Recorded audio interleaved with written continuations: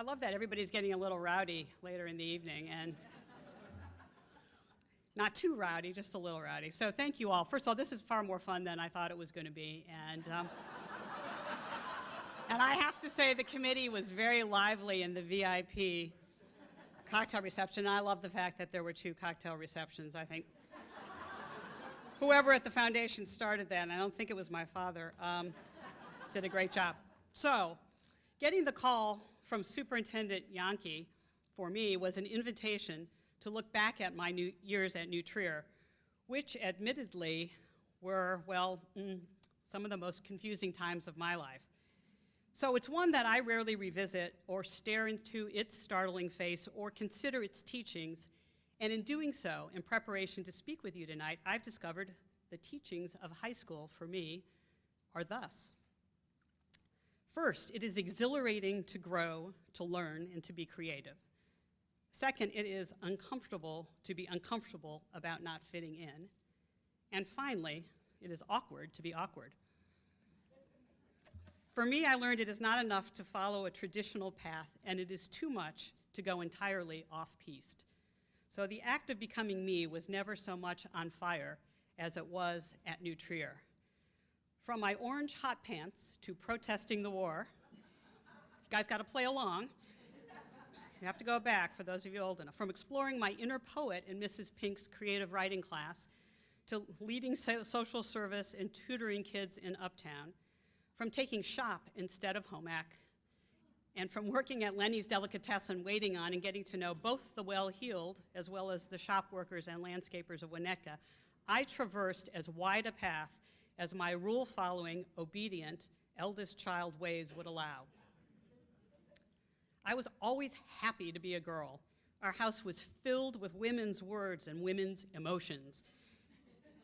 Dad was the only male around. He was so fortunate to take me and my sister together to the famous daddy-daughter dinner dance. I grew up with Mom and 2 sisters, a female dog, 2 grandmothers, and now 3 amazing nieces. Vassar was my college, and I decided to go there in large part because there was a protest going on in front of Maine the day I visited for my campus interview. Vassar had just turned co-ed, so I plunged in headfirst and signed up to live in a co-ed dorm with co-ed restrooms in 1972. I'd already survived 7 summers at an all-girls camp in Ely, Minnesota without running water or flush toilets. So how bad could shared bathrooms with male college students really be? And I guess today it counts as preparation for a future cruise ship fiasco.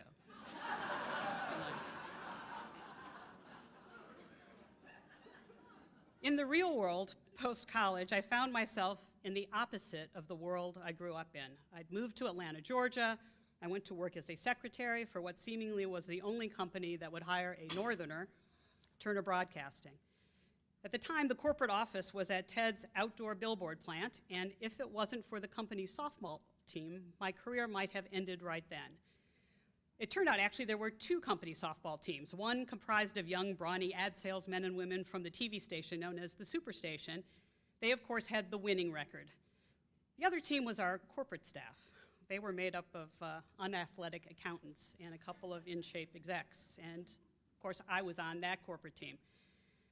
Armed with my 16-inch Chicago softball experience, my mighty glove named Excalibur, and a league rule book, I figured out I could technically recruit the front office staff from the Atlanta Braves and the off-season basketball players from the Atlanta Hawks.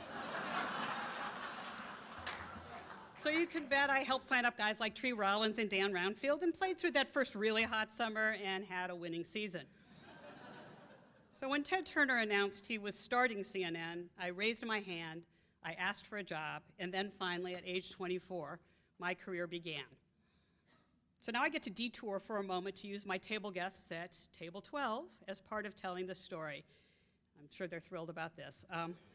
I have Mom and Dad first to thank for being the ones who helped me care about the broader world around me and who gave me the confidence to do something about it. You can see that in the overlay of the political times I lived in. We stuffed envelopes for political campaigns together. We watched Walter Cronkite on our one black and white television together. And we vigorously discussed the issues of the day together each night at our dinner table. You know, they took us to see JFK's motorcade and to hear Dr. Martin Luther King, not once, but twice.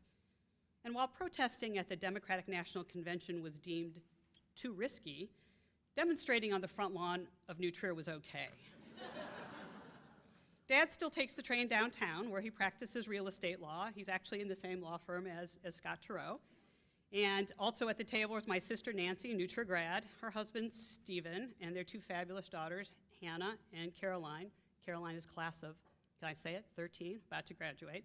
And also my dear friend Jen Christensen, who I'm going to embarrass by saying she's a Peabody and DuPont Award-winning investigative writer, and also a Lyons Township Alumni Hall of Fame. It's okay, we love her. She works with me at CNN. And then there's Nori, who's my partner for these past 30 years. I met him back when CNN began. He was actually my boss, and he's the one who thought it was a smart thing to send an introverted, book-loving Jewish woman into the Deep South to sell CNN to local mom-and-pop cable operators. I was both a novelty as a woman and a draw in small southern towns. And of course, as I eventually learned, the gift to me was the experience of establishing relationships for myself and my company, learning about new technology and being able to explain it, and forging my own path, even if I had to wear a linen suit and horrible stockings to do it. I left CNN to hone my negotiating skills with Columbia Pictures, and once again was one of the rare women entries into a world of father-son legacies, this time selling Sanford & Son and the Jeffersons to broadcast stations. And after that, I got recruited back to CNN. And yes, I'm still the only woman at CNN with P&L responsibility. And far too often, I'm still the only female in the big management meetings. Although now that I'm in an executive role, I'm not wearing those damn stockings. And unlike at New Trier, where I wore a padded bra, now I don't have to wear any at all.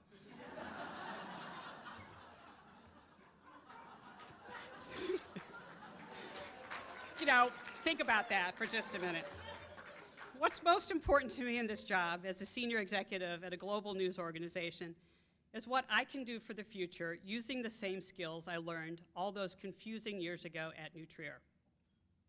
The ability to see the world clearly, to ask questions, to learn and consume information and books, to read, and then to write it all down, and then to communicate with people daily, to listen to them and to hear their stories. That carries me to this day. The power of the word, of language, of clear and direct and candid conversation. The power to hear each story. That's what CNN's mission is. That's what my work is about with Haffer and Morehouse School of Medicine and Leadership Atlanta's Race Relations Awareness team. So I thank you for this really wonderful recognition, and I am indeed fortunate and privileged to be here with you this evening and all the honorees, and thankful to all the amazing people I've experienced in my journey. Thank you.